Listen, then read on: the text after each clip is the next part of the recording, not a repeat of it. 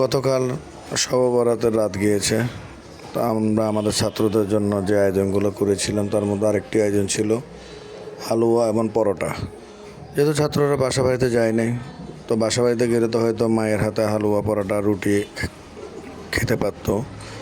তো তাদের ওই কমতিটাও আমি রাখিনি। আলহামদুলিল্লাহ তাদের জন্য দুধ দিয়ে এবং যা যা কিছু লাগে হালুয়ার জন্য চিনি, ঘি, যাবতীয় যা কিছু প্রয়োজন সব কিছু দিয়ে সুন্দর একটা হালুয়া আমি তাদের জন্য রেডি করেছি। আলহামদুলিল্লাহ খুবই মজা হয়েছে। ছেলেরা নিজেরাই বলেছে যে হুজুর অনেক মজা হয়েছে। আলহামদুলিল্লাহ, যাক, তাদের খুশি আমার খুশি।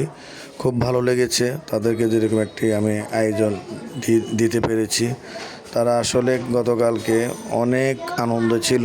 দুপুরে তারা গরুর গোশত, বিকেলে তাদের জন্য হালুয়া রুটি, রাতে আবার আমি তাদের জন্য চিকেন বিরিয়ানি করেছিলাম, উরুশ বিরিয়ানি। সেটা অবশ্যই ভিডিও করার সময় পাইনি। আসলে বুঝতে পারতেছেন তো গতকালকে একটি ইবাদতের রাত, তার মধ্যে এতগুলো রান্না বান্না, শত কষ্টের মধ্যে যে আমার প্রাণপ্রিয় কোরআনের হাফেজরা, ছোট ছোট তালেব আমরা যে খুশি হয়েছে, এটাই অনেক কিছু।